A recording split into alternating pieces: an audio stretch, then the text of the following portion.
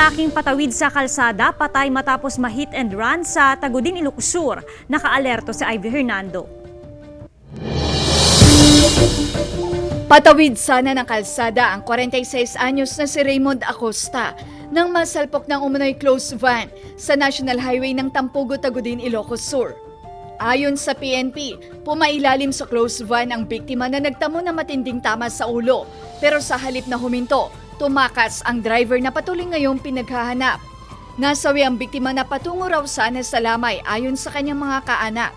Nasa bahay na nila pero nakainom. Sa bahay na lumabas pa daw, tumawag ko sana po. Mahanap siya. Lahat ng gastos namin dito sa bayaw ko, sagutin niya lahat. So yung ginawa ng investigador natin, they immediately coordinated with La Union PNP para ma-intercept sana yung close van. But accordingly, wala silang ma-intercept na ganun van na possibly involved sa vehicular traffic incident.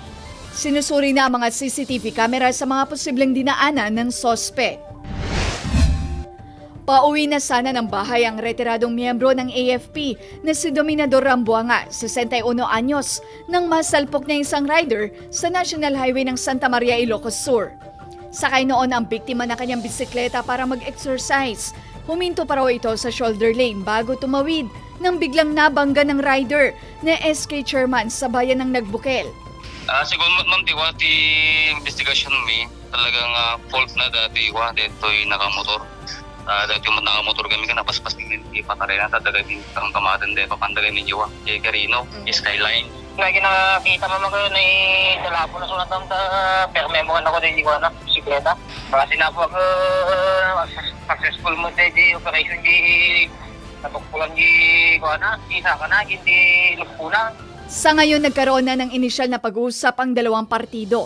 Tumanggi namang magbigay ng pahayag ang nakabunggong rider.